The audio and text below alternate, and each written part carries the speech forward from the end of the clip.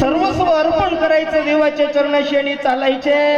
जात असताना दरवर्षीची सेवा भजन नित्यनेम आजही पहाटे उठतात, देवाला चंदन नैवेद्य केल्याशिवाय स्वतः जेवत नाही, दुसऱ्याच्या हातचं आवडत नाही, स्वतः करत असतात। जवळून ओळखतोय आम्ही। अचानक त्या वारीमध्ये दादा एक ट्रक यावा आणि या ट्रक मध्ये बाबा सापतात, बेशुद्ध पडले। ट्रक गेलाय, टक्कर मारून पडले त्या ठिकाणी, लाल बुंद रक्त जिकडे तिकडे वाहतय। सर्व वारकरी सैरा वैरा इकडे असे साईडला होतात आणि पडू नाही मूर्ती तिथं वारीमध्ये, पंढरीच्या वारीला चालू वारीमध्ये पडून असताना बाबांच्या मुखातलं सांगतो बरोबर, देव देव देव। भजन केलेलं कधीच वाया जात नाही बरं। तुम्ही म्हणतोय देव पाहिलाय का? बाबा म्हणे जेव्हा मी पडून होतो तेव्हा कुणीतरी एक लक्झरी कार वाला व्यक्ती येतोय, त्या कार मधून उतरला, पांढरे शुभ्र कपडे होते, त्या माणसानं मला उचलून घेतलं, उचलून स्वतःच्या गाडीत घातलं आणि नेऊन हॉस्पिटलला पोहोचवलं। सांगा ना, त्याच्यामध्ये देव नाही तर दुसरं कोण होत? कोण असेल? आवडीने भावे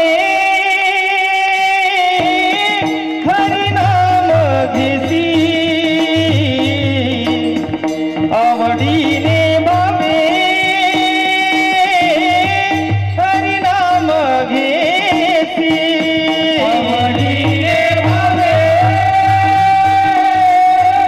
हरिनाम घेसी, हो आवडीने भावे हरिनाम घेसी। लोक म्हणतात देवाची पूजा करतोय, सकाळपासून अगरबत्ती लावतोय, पण आमचा देव आम्हाला सहाय्य करत नाही। ऐका, ज्या माणसानं कधी संसार केला नाही, स्वतःचं कुटुंब बनवलं नाही, देवाची सेवा केली आणि त्या माणसाचा ऍक्सिडेंट होतोय, दवाखान्यात नेल्यानंतर एक पाय कापला जातोय, एक पाय। अरे आमच्यावर संकट आलं तर सकाळी या मंदिरात, दुपारी त्या मंदिरात, संध्याकाळी त्या मंदिरात, इकडूनही भागलं नाही तर सर्व देव फेकून जायचे, जिथं नाही तिथं जायचं। स्वतःच्या देवावर विश्वास राहिला नाही। तू का मने कैसे आंधळे जन गेले विसरून खऱ्या देवा। पाय कापला गेला त्या ठिकाणी, त्या माणसानं सांगितलं जे होईल ते जाऊ द्या, पण डॉक्टर साहेब माझ्या पेशंटला वाचवा। डबल माणूस तो डोळ्यानं दिसला नाही, स्वतःचं कुटुंब नाही, पण ज्या वेळेला ज्या ज्या गावात बाबा जायचे माहिती व्हायचं नामदेवचा ऍक्सिडेंट झालाय, लोक गाड्या घेऊ भेटीला जायचे। यापेक्षा मोठी श्रीमंती या माणसाकडे कोणती असेल?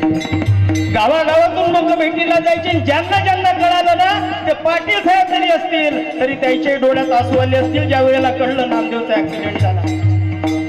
लोकांच्या हृदयात घर करून ठेवलं, पण एवढा मोठा आघात होऊन सुद्धा आमच्यासारखं राहिलं असतं तर म्हटलं असता काही देवदेव जगात नाही, या विठ्यानं माझं तंगड मोडलं। पण मी विचारलं, म्हटलं बाबा एवढा मोठा आघात झाला तुमचा, का तुम्ही देवदेव करताय? बारीक लक्ष देऊ नाही का? काय वाक्य होते बाबांचे? नामदेव बाबा म्हटले शंकर महाराज मी विठ्ठलाचा भक्त होतो म्हणून माझा एकच पाय मोडला, जर मी माझ्या पांडुरंगाचा भक्त जर नसतो तर आज या जगाला दिसलो नसतो।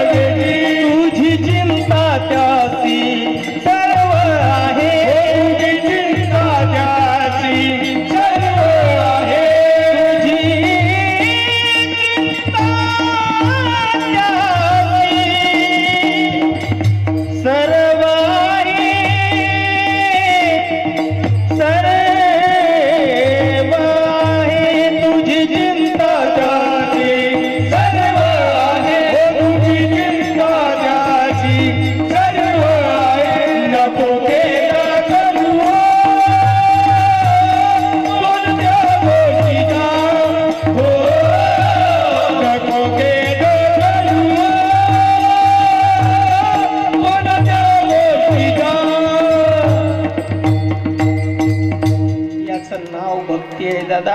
आणि अजूनही पहा, माणूस प्रत्येक गावात जिथं सत्ता असन स्वतःच्या आधारानं चालता येत नाही. बसमध्ये बसवायचं असेल तर दुसऱ्या माणसाची गरज पडते. कधी मनात विचार येऊ दिला नाही की एखाद्या नवीन माणसाच्या घरी गेलो तर आंघोळ करताना मला त्यांच्या घरच्याची गरज पडल, टॉयलेटला जाताना दुसऱ्याची गरज पडल. कधीच विचार केला नाही. माझा देव माझ्या सोबत आहे ना, जिथं जाईन तिथं मी माझं करून घेईन. एवढी श्रद्धा या माणसाकडे ना. आज बघा तुमच्याही गावात काल भारुडाची सेवा केली, स्वस्त बसून होत नाही. सायंकाळ झाली प्रार्थना, सकाळ झालं ध्यान. कधी बघा या माणसाची दिनचर्या. मला वाटतं याच्यापेक्षा देवावरती विश्वास कुठला असणार. अरे जगाचा बाप आहे तो कुणालाच टाळणार नाही. मायबाप सर्वाची कामं करणं, पण तुम्ही भाव ठेवायला पाहिजे. या ठिकाणी काही मंडळी मला म्हटली होती, म्हटले महाराज 11 वर्ष झालेत आम्ही सप्ताह करतोय, लोक खूप येत आहेत पण संघटन नाही आमच्याकडे. 6-7 लोक जर सोडले तर त्याच्या व्यतिरिक्त दुसरी टीम या ठिकाणी जुळत नाही. का व्हावं असं? चांगल्या कामासाठी का जुळू नये आपण? या ठिकाणी आज एवढा मोठा महाप्रसाद आहे. आज तुम्ही भरपूर संख्येने या ठिकाणी दिसणार आहे, पण एवढं नियोजन करण्यासाठी आपण असायला पाहिजे. आपण सुद्धा या ट्रस्टशी जोडावं आणि माझ्या भगवान परमात्म्याचं काम करावं ही विनंती करतोय बाबांनो.